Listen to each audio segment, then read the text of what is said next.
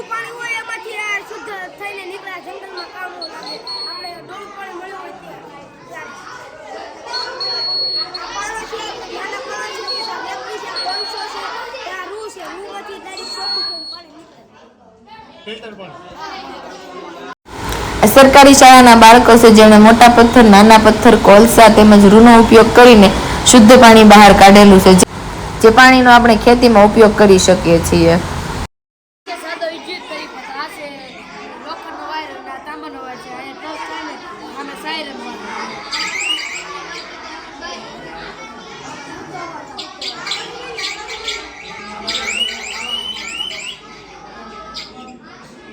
સરસ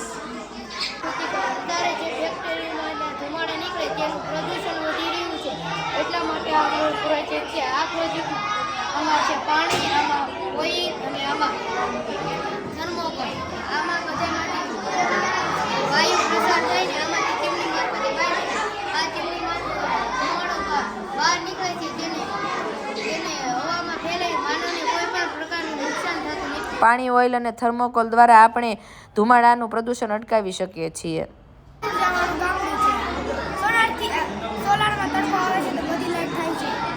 આ કોણે બનાવ્યું?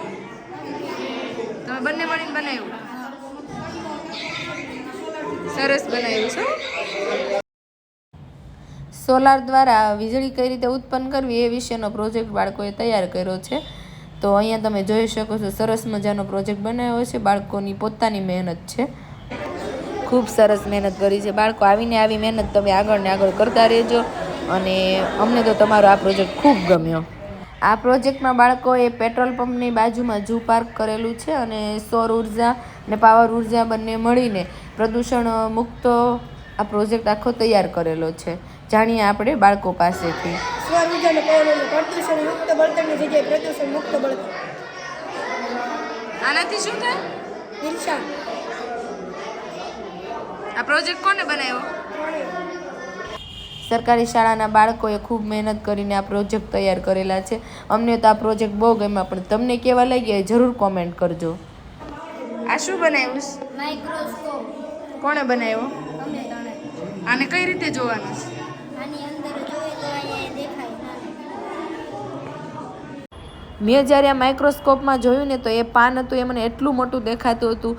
મને પણ થયું કે આ બાળકોમાં કેટલી આવડત છે, કારણ કે એ બાળકોએ જે બનાવ્યું ને કે 0 ખર્ચામાં એણે માઇક્રોસ્કોપ તૈયાર કરેલું હતું। તમને આ બાળકોના પ્રોજેક્ટ કેવા લાગ્યા જરૂરથી કોમેન્ટ કરજો, લાઈક કરજો અને સબસ્ક્રાઈબ કરજો।